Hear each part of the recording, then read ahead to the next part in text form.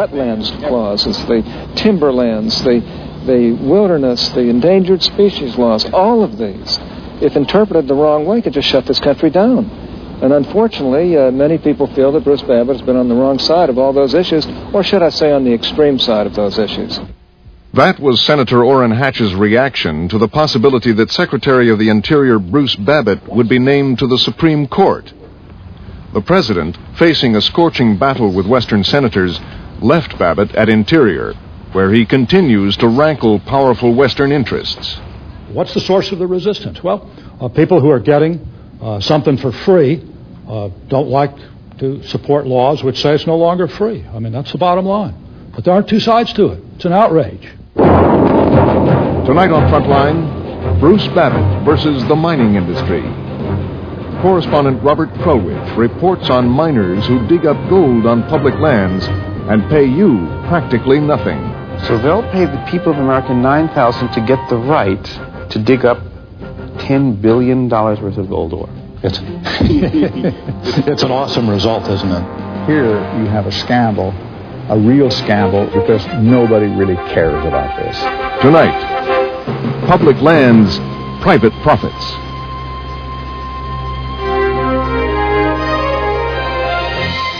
Funding for Frontline is provided by the Corporation for Public Broadcasting and by annual financial support from viewers like you. This is Frontline. Additional funding is provided by these funders.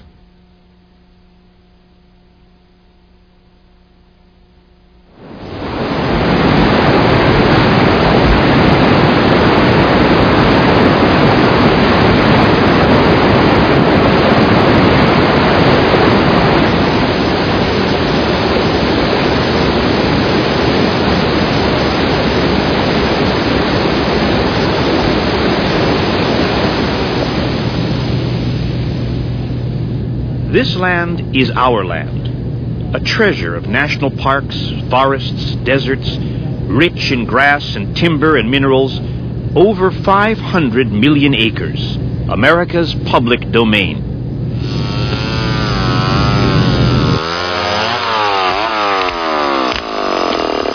There's a war here, a war over who should profit from this land.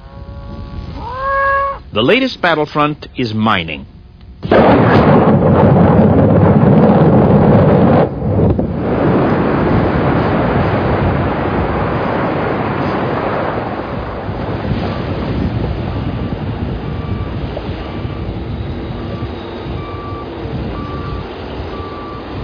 Hard rock mining for gold and other metals, is a powerful industry in the West. But it is still regulated by a law first passed by Congress 122 years ago. A law designed to attract Americans west. Here's how the law works. Suppose that I am one day wandering around on federal land, or you could be wandering around on federal land, and you come to a place and you think, maybe there's gold right here, right underneath my feet. Now, I'm not a geologist. I don't know anything about gold. You probably don't either. But simply believing that the possibility that there might be gold here allows you to go to the federal government and stake a claim. You could put stakes in the ground covering acres of this land and then go to the government and say, I want to be the only person who can mine right here. Secretary of the Interior, Bruce Babbitt. The 1872 law said, once you have developed some minerals from that land, you can go back to the government and buy it for $2.50 an acre. For how much? $2.50 an acre. No, but there's $10 billion worth of gold under my feet. $2.50 an acre. Still? Still. And I have one application in my office where I may well be required to give away $10 billion worth of gold reserves, which have been staked out under this system. For how much money?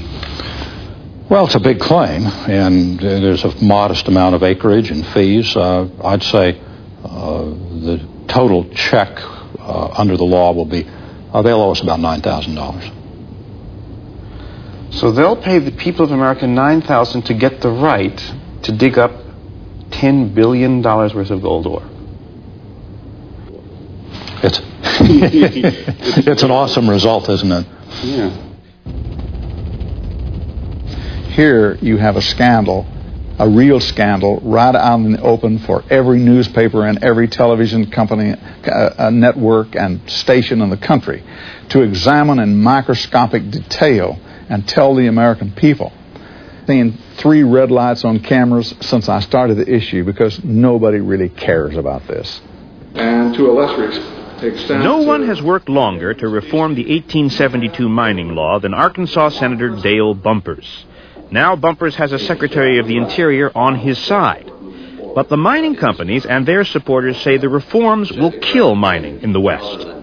Idaho Senator Larry Craig. What the government and the environmentalists want to say is, no, we're going to decide whether you have the right to mine it or not. And that is a totally new and foreign concept to mining law in this country, ever in the history of our country.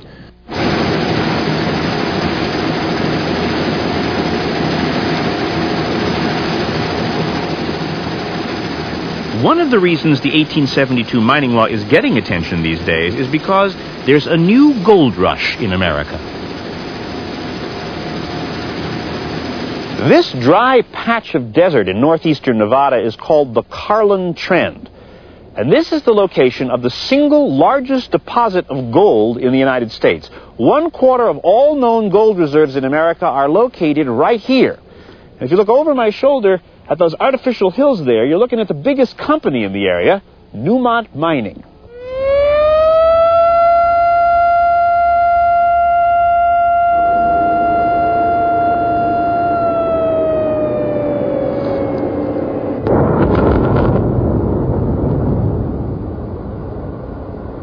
There is more gold being mined today than at any time in our nation's history, and it's happening on a scale never dreamed of. This pit is over a mile wide, and just listen to how long the explosion that you're about to see takes to reach your ears. Okay, here it goes.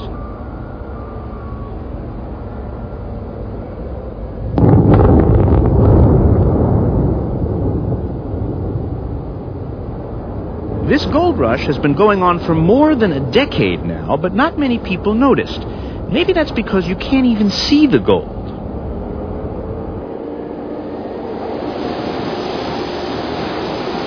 The golden nuggets we all fantasize about are now very rare. But geologists have discovered another kind of gold. It's microscopic, literally invisible gold. At first, no company believed it was worth mining, but then 2 things happened. The price of gold went up, and a new technology was introduced called heap leach mining. Here's how it works.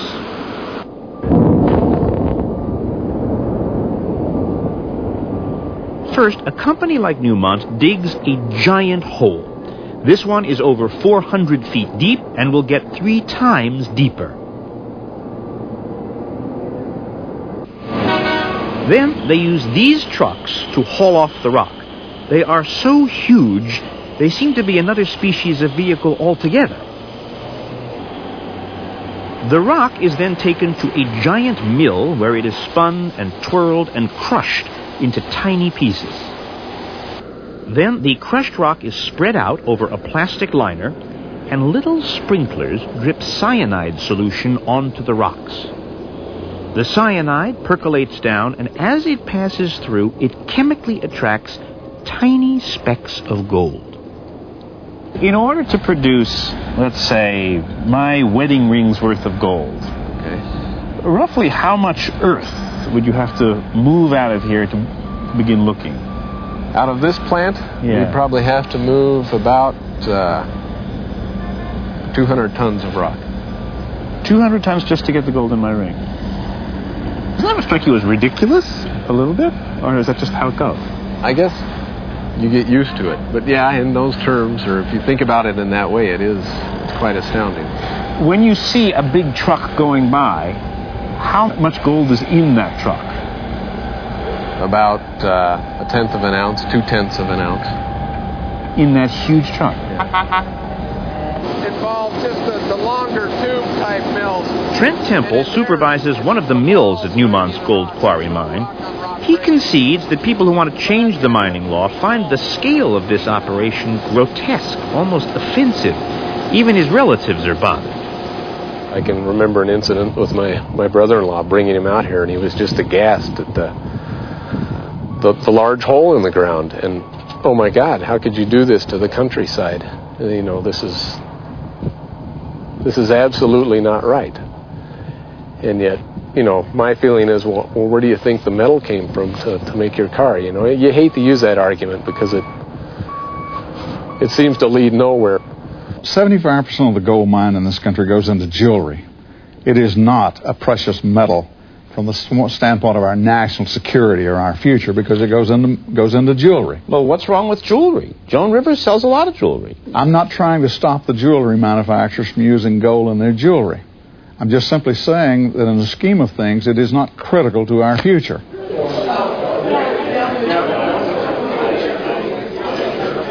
But mining executives are lobbying hard in Washington to convince lawmakers that gold mining is vital to the country. How you doing? Everything good? Jack, I'm Frank Black.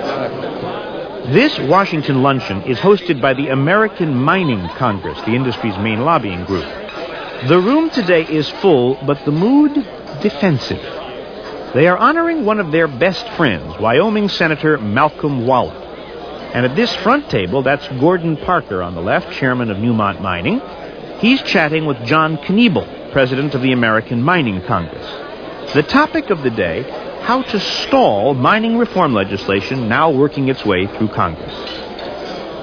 With the damage being done to the mining industry on the Hill, we need all the rational, intelligent, and right-minded senators we can possibly get. Malcolm Wallop, of course, is such a senator.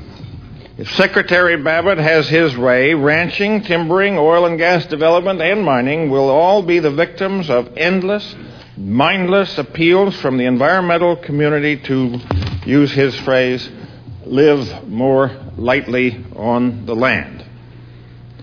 And for more than 2 centuries, our public lands have been the center of economic activity.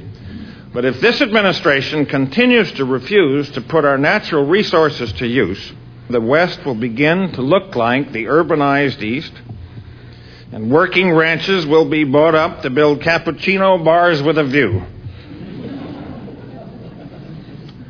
where urban swells come sip European coffee and nibble their biscotti watching the last cattle roundups with paid performers.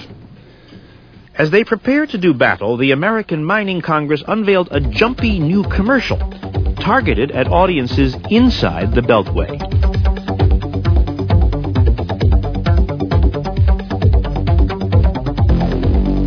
When you hear about legislation that closes mines in the West, think a little closer to home. Those mines could mean jobs in states like yours, where sales of mining services and equipment support local economies. Mining makes America work. But the miners start with a disadvantage. A private industry poll, which Frontline has obtained, shows that Americans overwhelmingly favor mining reform. This is a study that you commissioned, and you discovered yourself that when you ask a random sample of American people, well, what do you think? Do you think the mining industry should restore federal land and pay royalties to the government just like oil and just like coal? Or should we leave things more or less the way they are because the mining industry is in trouble? 8-1, people say, hurt them. And when you read this, what did you think? Well, we get a lot of media consultants, and we get a lot of poll documentation, which tells us that we got some problems. In a media age, it seems to me you're in a hole, really in a hole. You're already in a hole in your business, but this is a whole hole. It's a small industry. Relatively speaking, it employs few people. People don't make much out of the fact that these are the highest paid blue-collar labor jobs in the country. But nonetheless, it's a fact. And you're right, it's a difficult game. On the other side of America, in Spokane, Washington, miners gather for an annual convention.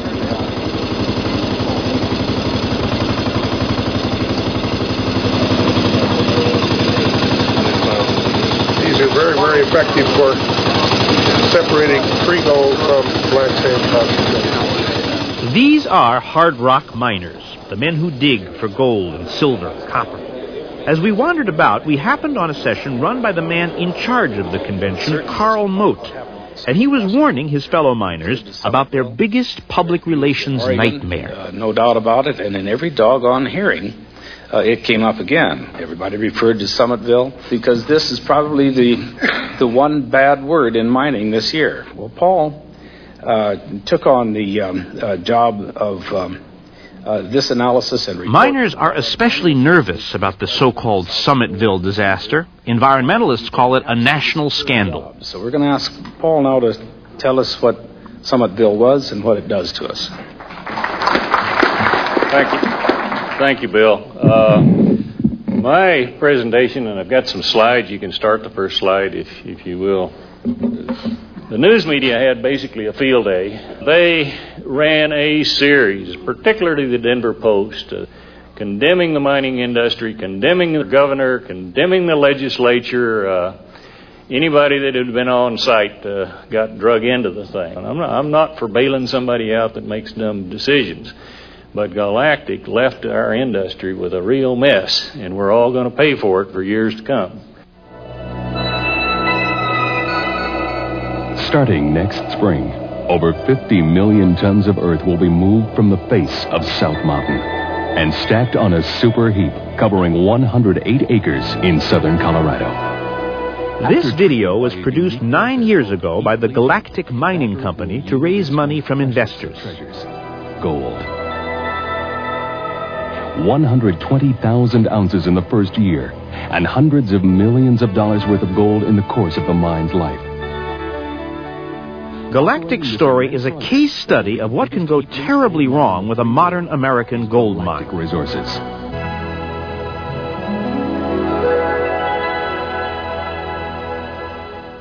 Okay, let's go. Let's make this painless. Okay, camera going. Speeding. Marker. Interview, take 2. Ladies and gentlemen, I want to welcome you up here in the bright Colorado sun. This is Robert Friedland, chairman of Galactic, filming his commercial in 1985 for his gold mine called Summitville. And the reason so many people are interested in this project is because it is an important historic breakthrough. It's our ability to move a tremendously large volume of rock at a very low unit cost that will make us the lowest cost gold producer in the United States. Back then, Friedland was making lots of promises, a super promoter conjuring visions of gold, though occasionally he needed some fine-tuning. Okay. No, I want an intense one this time. And the same thing I just said? Yeah. You want that all over again? How am I going to repeat that? Friedland was a relative unknown, a newcomer to the mining business, but he attracted some big-name partners. About 100 people. Bechtel, a giant construction company, got involved in Summitville. So did the Bank of America with a $25 million loan. If an idea excites the imagination of enough people, the money materializes and the project happens. It happens because there's a consensus of belief. It may take someone like myself to spark that belief, but it's the belief itself that makes it possible. Friedland was no ordinary salesman. Long before he was selling gold stocks, he was selling LSD. Even as a drug dealer, Friedland displayed ambition. It was a ring. He had in mind a ring that went from Maine, Portland, Maine, Florida, California. This was at age 19. He saw the big picture even then. Friedland was convicted and served a year in prison, though his criminal record was later expunged under a law designed to help young offenders get a fresh start. In search of spiritual enlightenment, Friedland later went on to India and studied with a guru, Neem Karoli Baba, who frowned on getting rich. But Friedland had other ideas. From India, he went to Zurich, where he apprenticed as an international commodities trader, and then later he moved to Vancouver, and he told the Canadian Broadcasting Company why. I'd heard about this wild and woolly market in Vancouver, and I thought this would be an attractive place to come to. Was it as wild and woolly as you thought it would be? Oh, absolutely, absolutely. It's one of the freest and most unregulated venture capital markets in the world, and that has profoundly negative and profoundly positive implications. When Friedland purchased Galactic, it was just a corporate shell on the Vancouver Exchange. Next, Friedland needed a property. Summitville was the site of previous gold booms, but the mine had been closed since World War II. Several big mining companies had considered reopening the mine, but they concluded it was too high, too wet, or too cold. But that did not stop Friedland. When the mine opened, he did not tell investors that the heap leach pad was installed in a hurry in the dead of winter against the advice of his own contractors. In the harsh winter, the pad ripped and was damaged by avalanches. And as soon as the cyanide was applied, it began to leak. Contaminated water from the site polluted the Alamosa River and killed the fish in this reservoir. In 1990, acting on an anonymous tip, the EPA began to investigate the Summitville site. Friedland resigned, and 2 years later, Galactic declared bankruptcy and abandoned Summitville. The EPA inherited a nightmare. It was probably the worst possible time that they could have left. I mean, we were within 5 feet of overtopping the dike. We were in danger of freezing out the pipes. I mean, the situation was just terrible. It was the worst of all things. Laura Williams is EPA project manager at Summitville. She supervises 60 people working full-time to clean up the site at a cost of more than $30,000 a day.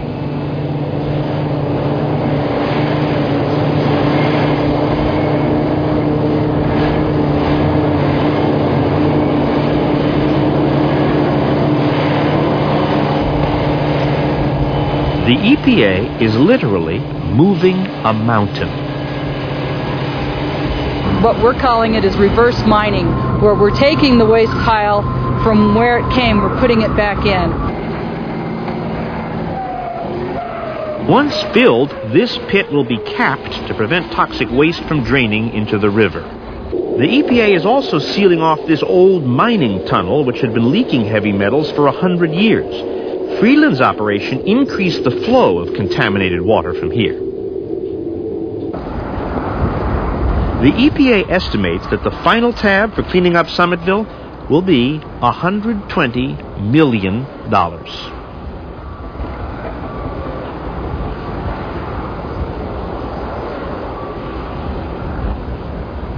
Friedland is back in his Vancouver office these days. He declined to be interviewed by Frontline, but he did send us this letter saying, "I deeply regret the present situation at Summitville. It needs to be understood that I resigned from Galactic in 1990. During the time I was an officer of Galactic, I was never aware of any improper activity which would compromise the environment. My primary role was attending to the financial affairs of the company." He's able to say, with a perfectly straight face, use it with those mesmerizing eyes, that this wasn't his problem. He relied on other people, and in fact, he was out of that company. Doesn't say it was the day the EPA came knocking on the door. The Summitville controversy does not appear to have harmed Friedland's ability to raise money. I'm going to tell you the bottom line. These days, he's promoting one of the hottest gold stocks around, Venezuelan gold fields, a heap leach mine in the Amazon rainforest. When the Summitville situation was being promoted by Robert Friedland, he was calling it, I think I have the words about right, my own personal environmental sculpture. So nothing's changed. Now he's doing, or hoping to do, a little sculpting in Venezuela.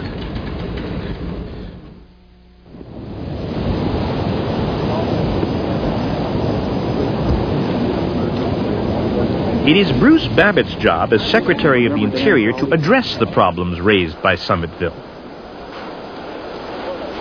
As Lord of our public land, Babbitt likes to get out of Washington and survey his domain. We have time for a violet green swallow, don't we? He says he's ready to take on the mining companies and change the 1872 mining law, and he often cites Summitville as an example of what's wrong. Well, it looks like the timing of the mining... And how is it possible that something of this scale could have occurred? Well, the reason we have these extraordinary disasters, and Summitville is only one among many, is that when this mining law was passed, nobody ever bothered to ask the next question: who cleans up when the mining is done and you have these huge mountains of rock, a lot of sort of toxic drainage coming off these mining areas? Who cleans it up? The Western tradition until just a very few years ago was, well, nobody cleans it up. It just sits and sits and sits. In fact, there are more than 50 contaminated mining sites on the EPA's Superfund list right now. And to clean up all those mines will be expensive, says California Congressman George Miller. We think that the cost to the taxpayers, one form or another right now from mining activities, is about $72 billion. That's what these people did with the lands in the West, and that's what they left as a legacy. And that's what we're struggling to figure out how to clean up, because a lot of those mining companies are no longer in business. And what they did is they threw waste all over the United States, and they're sending the taxpayers of this country a bill for $72 billion, saying, we got the gold, you got the shaft. Babbitt would like a little more money from the mining companies to pay for the cleanup, and he wants stricter environmental controls. Thank you so much for coming. And when he tours the West these days, he still sounds very much like an environmental champion. The open spaces are beginning to fill up. There aren't any open spaces. They're all at risk. And ultimately, it brings us in this generation to the question of whether or not we can, as a society, learn to live more lightly on the land and to understand that we can't fulfill our obligation to ecosystems and biodiversity just with a few parks way out there.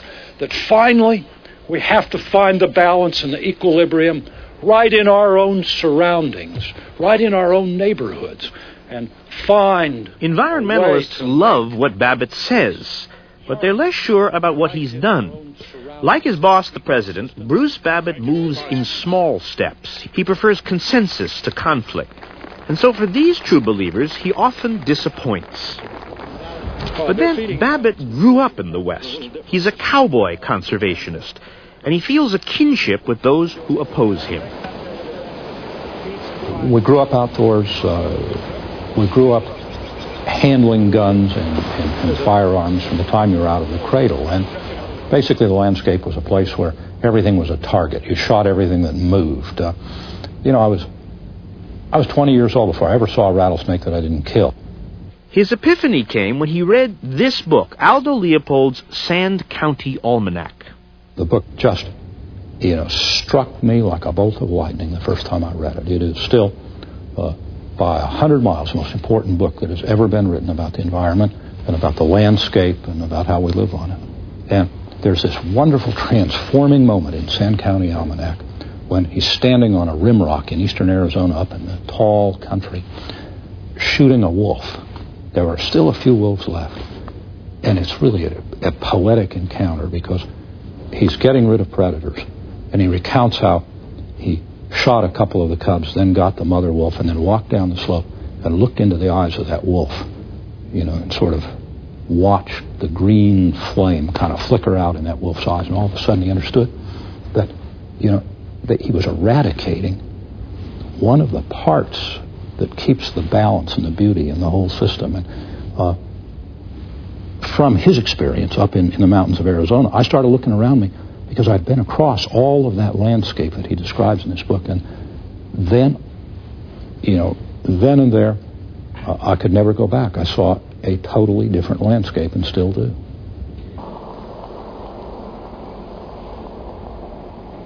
This is the landscape that he seeks to preserve, restore, and protect. But unlike previous secretaries whose portraits hang in the corridor at Interior, Bruce Babbitt is no Harold Ickes, FDR's aggressive, dictatorial secretary, who believed the federal government should rule its lands. Nor, just up the hall, is he James Watt, President Reagan's man, who thought the government should step aside for business. Bruce Babbitt chooses a middle ground, seeking business support for public goals. And I guess my plea would be that the responsible mining companies ought to break ranks with this crowd of lobbyists who are basically digging in and saying, no, never, ever, ever, there's nothing wrong. Summitville is a place you ought to take your kids to go swimming. We expect to have subsidies forever. The status quo is just fine. It ain't broke. You can't fix it. It is broke, and it is going to be fixed.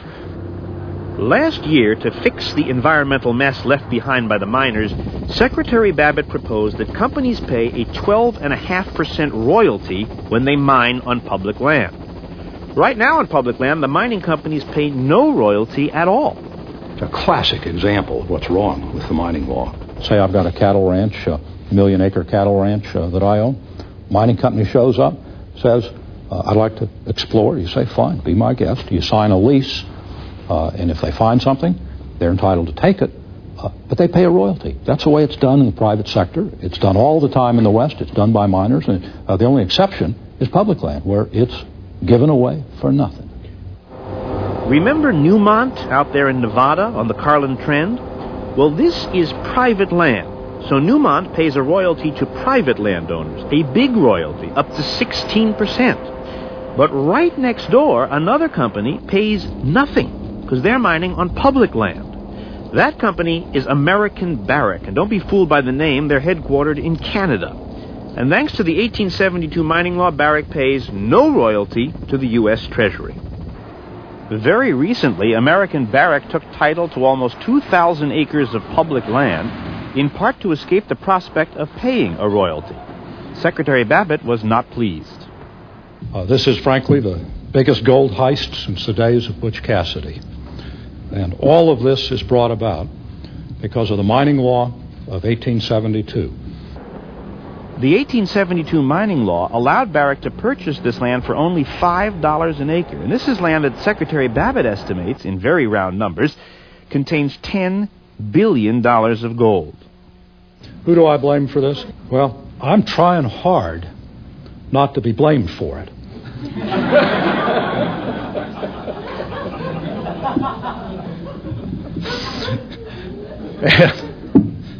That's why I made that federal judge order me to do it. They're ripping off the American public fair and square. It is a ripoff, and it ought to be changed. American Barrick points out it invested $1 billion in this mine, so it didn't exactly get this for free.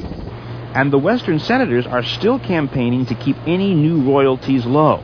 To go from no royalty to 12.5% is far too drastic a change, says Idaho Senator Larry Craig. We either want mining in this country, we want a strong industrial base in this country, and we do it in an environmentally sound but profitable way, or we give it up to foreign interests, and I don't think we want to do that as a country, nor should this president want to do that. The administration has now backed off a bit, and Bruce Babbitt now favors an 8% royalty payment proposed by the House of Representatives. We represent the people of the United States. If you find gold on our land, how about sharing 8% of it with us? You can keep 92%. How about sharing 8% with the taxpayers that let you go out and mine on their lands? But the mining industry complains that 8% is still too high. They support a bill introduced by Senator Larry Craig of Idaho.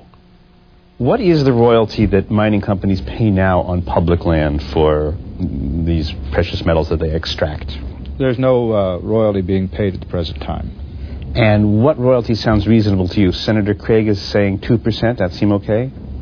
We have said that the Craig bill represents a very reasoned position. It's a 2% net mine mouth royalty. Would you cough bitterly at 3 or 4? I think the question is one of how it's computed. The others are all numbers and details. It all comes down to gross versus net.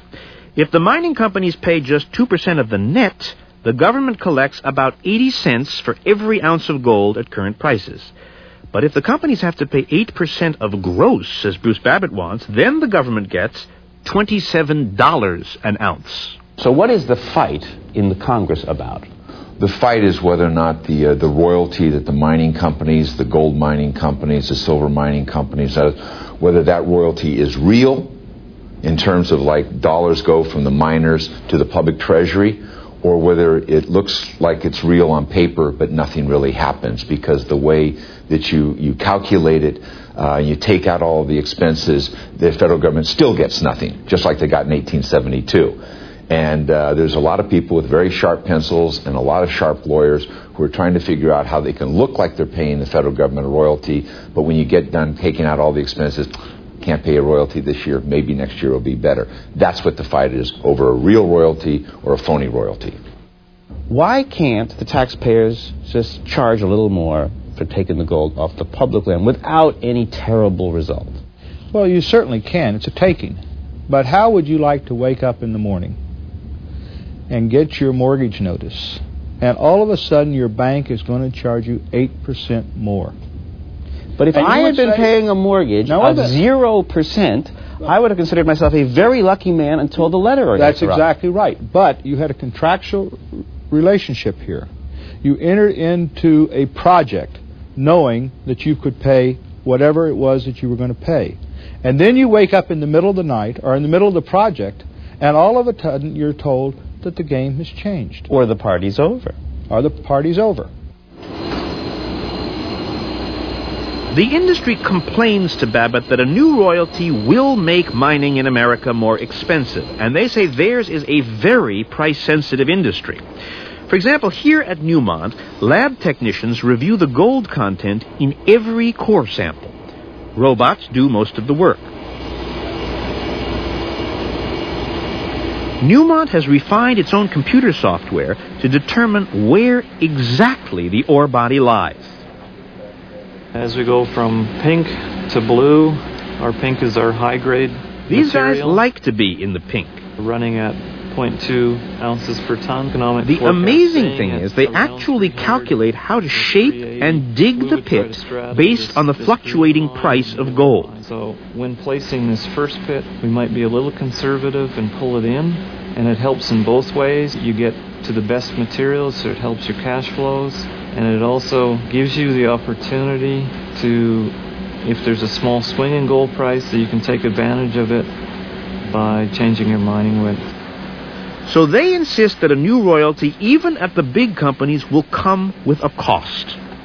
If the House version becomes law, there is no doubt. I'm not a great seer of future things, and I don't have a crystal ball.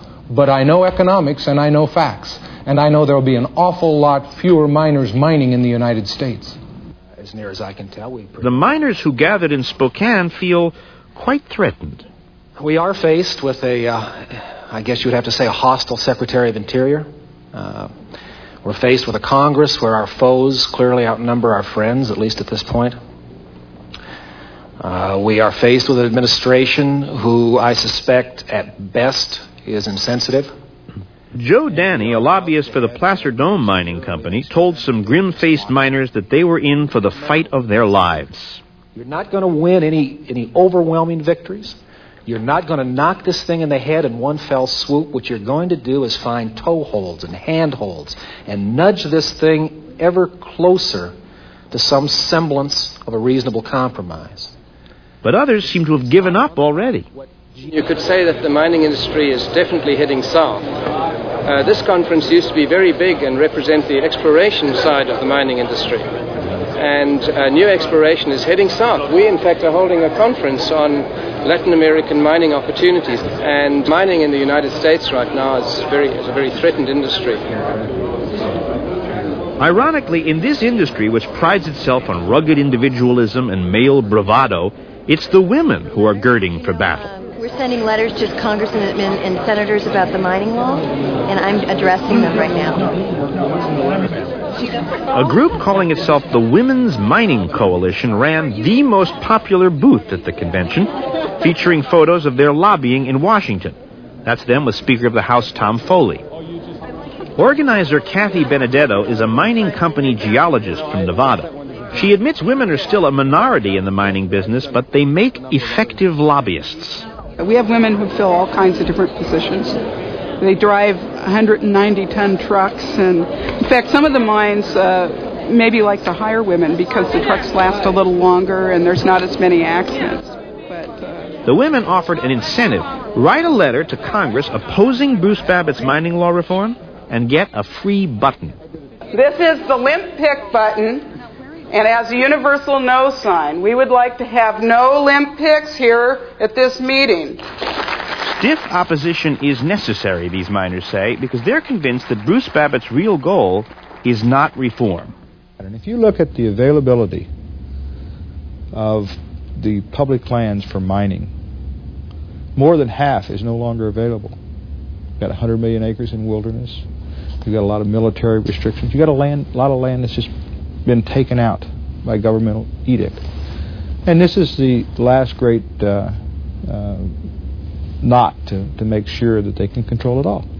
So they want to price you out of all public land. That's your hunch. Oh, this isn't pricing you out. This is just cutting you out, period.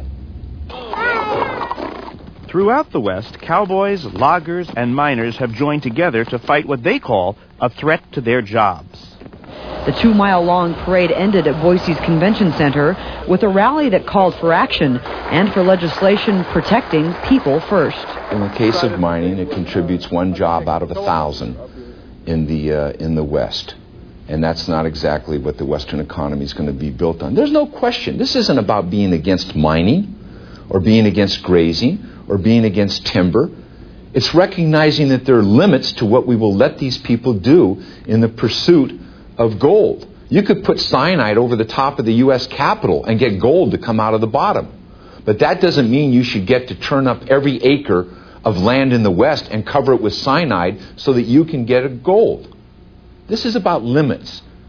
Now comes the showdown in Washington.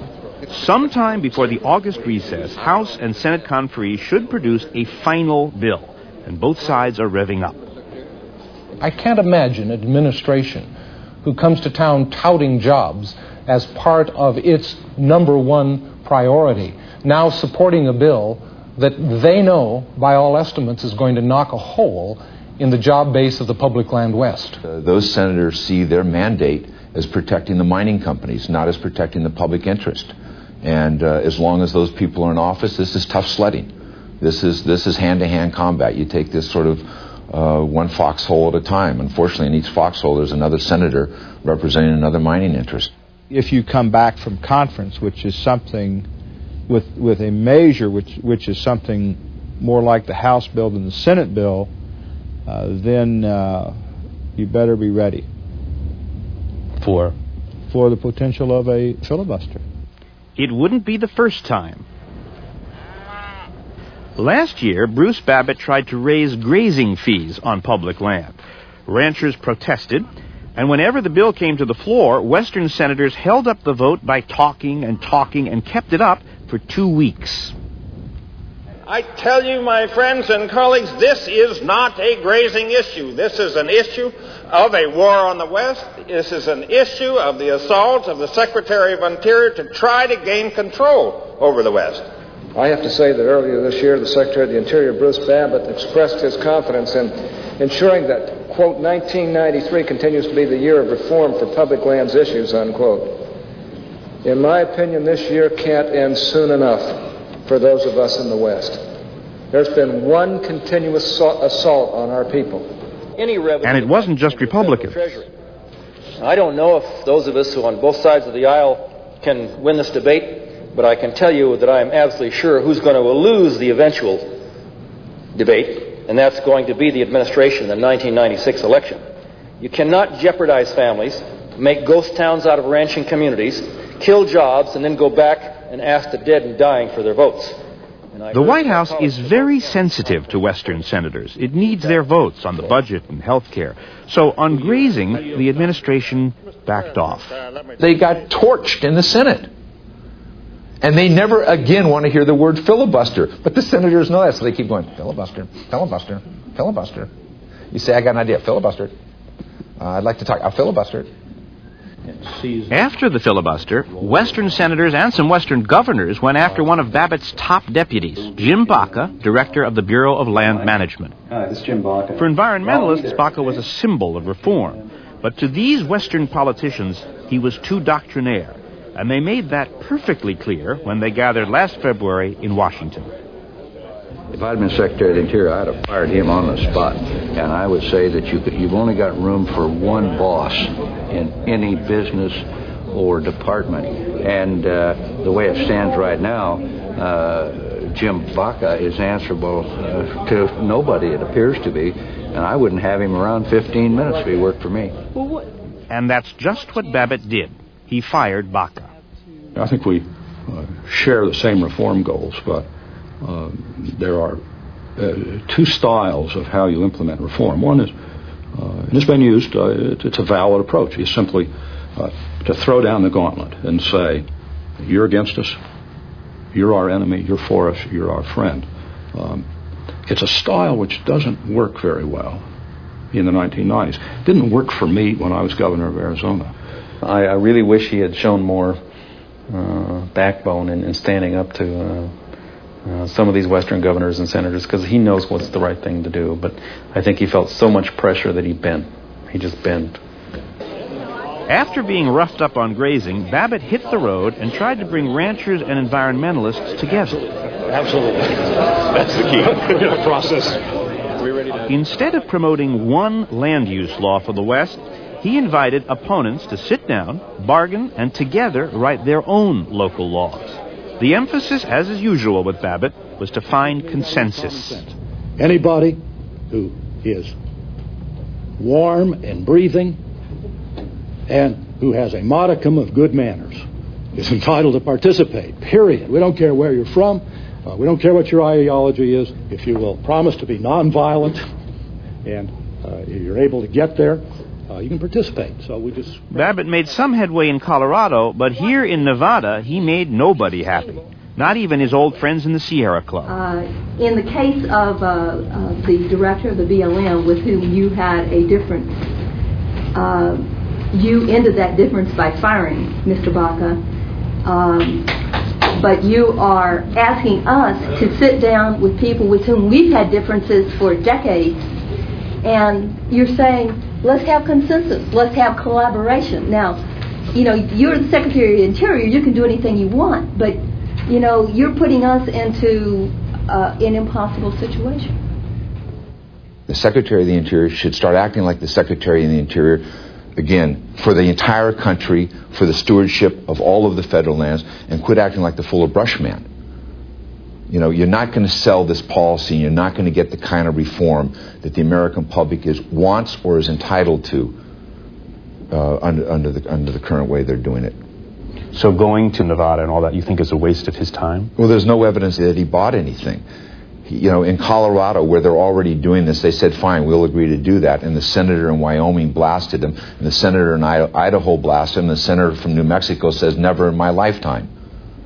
Well, those were the same people who were blasting him before he went out on the road. My plea is that somehow or another the West not be treated as a series of colonial outposts with which you solve one problem at a time, as the Lord and Master of the West, and not as a part of a government which is in effect the representative of the people, not its master. Senator, I plead guilty to preferring pragmatic problem solving over ideological I don't mean this to disputes. be ideological, Mr. Secretary. I mean that we are entitled to the same treatment from one state to the other. Is that too much to ask? That is my policy. And more recently, Western senators told the president that they'd try to kill Babbitt's appointment to the Supreme Court if the president had decided to nominate him.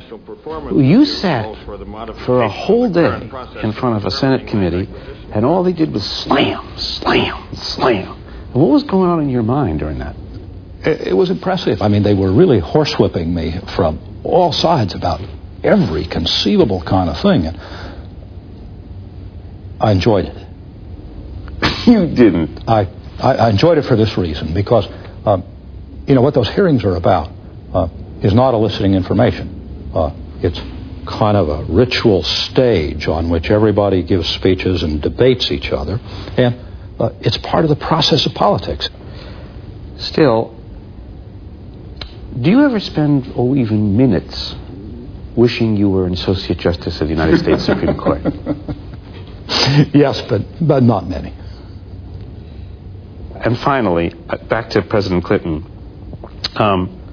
Do you worry that the things that you are working for and holding dear may not be on the president's timetable correctly, so that you could be embarrassed again by a trade?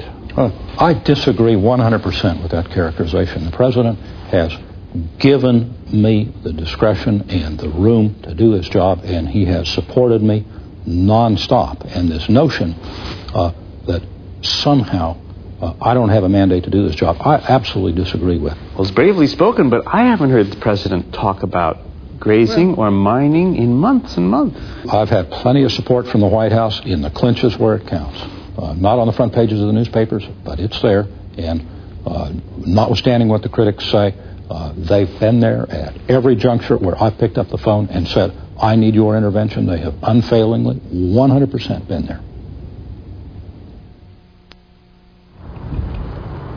The question, though, remains, what are the president's views about mining on public land? Well, we turned up a little story that may provide a clue. It's a very popular site. It's, for those of us who are a little older, it's like an adult sandbox. Crater of Diamond State Park in southern Arkansas is the only park in the country where you can dig for your own diamonds. There's some very pretty yellow diamonds. As a matter of fact, Hillary Clinton wore a yellow diamond from the Crater of Diamonds in a ring in the inaugural ball. Before the Second World War, this was a commercial diamond mine. But for more than 20 years, it's been a tourist attraction. Richard Davies is director of Arkansas State Parks. The state of Arkansas purchased it in 1972 to operate as a finders keepers state park. The park includes 900 acres of woods on the Little Missouri River. But now 4 mining companies want to convert this park back to a commercial diamond mine. Environmentalists are furious. Bill Clinton, in his campaign for governor in 1990, was asked by the conservationists, along with all other candidates for both governor and lieutenant governor, whether or not he supported Phase 1 test mining at the park.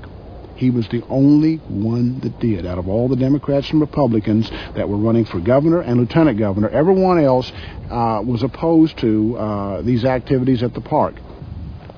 And who exactly was asking Governor Clinton to explore at this park?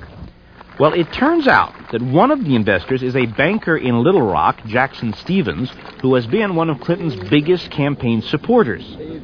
And Frontline discovered another investor, Diamond Field Resources, which lists as its partner none other than the man whose company was blamed for the environmental disaster at Summitville, Robert Friedland. So Friedland is back in action in Arkansas. Diamond Fields is trying to associate itself with President Clinton's hometown. Hope, Arkansas. Yes, that's right. That's right. There's no connections are too good for Robert to try and make one way or another. They'd just be neighbors, Robert and the president. Ultimately, the decision about whether to allow Friedland or anybody else to mine for diamonds in this park is up to Secretary of the Interior Bruce Babbitt. Environmentalists hope that Babbitt will stop what Governor Bill Clinton once encouraged.